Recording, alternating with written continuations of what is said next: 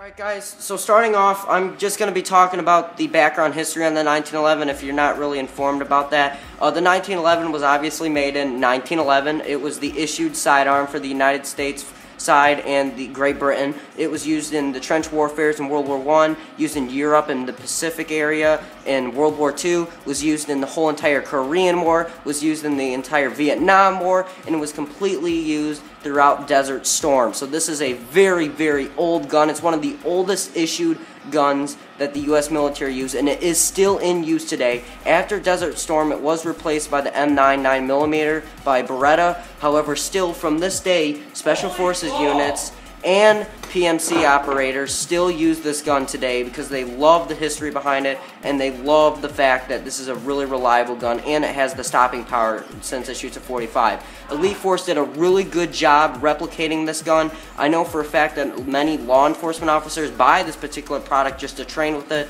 so I'm really excited to show you guys the features on this gun. Keep in mind this is the tactical version, so you're going to have to spend $10 more, but with that $10 more, you're going to be getting a two-tone finish, a threaded barrel, a skeleton trigger and hammer, and a lanyard point, which is really cool. So I'm going to start from the slide, and I'm going to move my way down.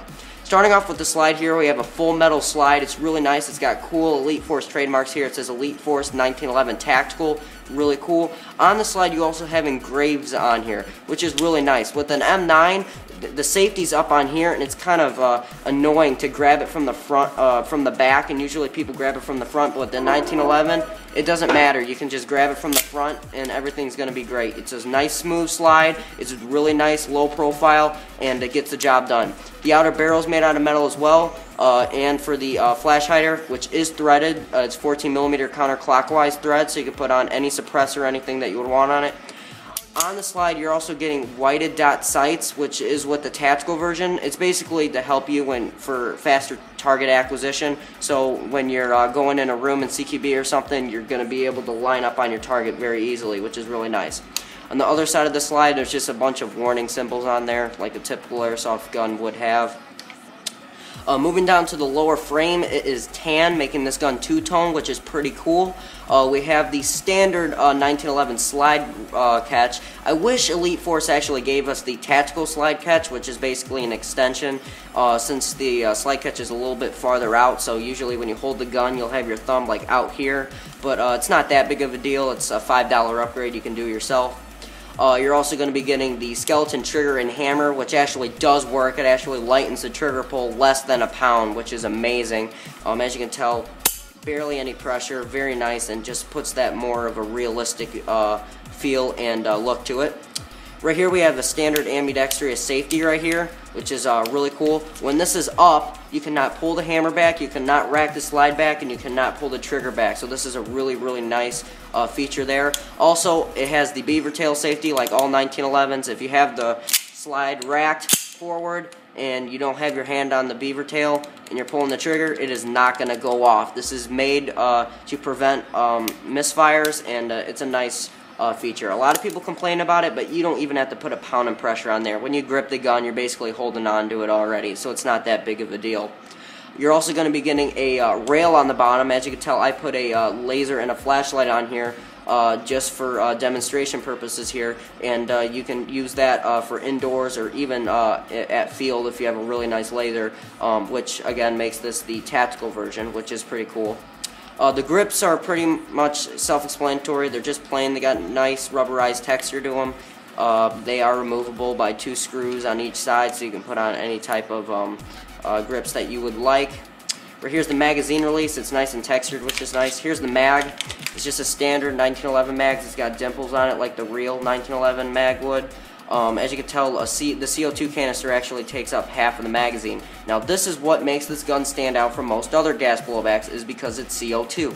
This gun is going to be able to perform in really bad cold weather, which is really nice. So this is a type of gun when you pull it out of your holster and you rack the slide back, you know it's going to fire, and you're going to get at least 4 to 5 mags out of this, which is really nice. And you're also going to be getting one of the best kicking airsoft pistols on the market today, which is great. It's a 15-round double-stack mag. You just pull this lever back and it locks into place, and you put it in. 0.25 grams work perfect in this gun, and it really does get the job done. You just use an Allen wrench, righty-tighty, lefty-loosey, you know the deal. Pop the CO2 in, you're ready to rock and roll. And obviously when the mag is empty, it does lock back, which is a nice cool feature. Now I'm going to show you how to disassemble the gun. It's pretty self-explanatory. I'm just going to show you how to take the slide off for now. So basically what you're going to do is you're going to have the hammer back. You're going to slowly move your slide back until you get to this notch right here, and then you're going to push your pin out. It might take a couple tries, but it will eventually pop out like so, and then you can completely slide off the slide from the lower frame. As you can tell, here's a lower frame. You can see your trigger box, all made out of metal and steel, so that's always good. Here's the slide. As you can tell, that's one hell of a recoil spring. This does have a lot of kick to it. Make sure you oil this gun a lot since it is CO2, and overall that's really about it. I would go more in depth on how to take this apart, but our battery's about to die here, so we might do that in a separate video. But otherwise, guys, that's really about it. I hope you guys enjoyed this video.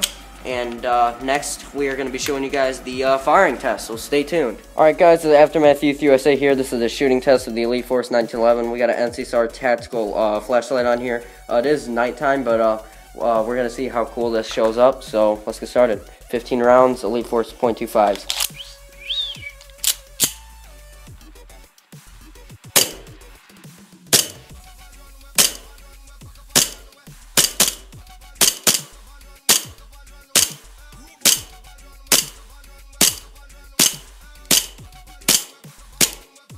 That's it.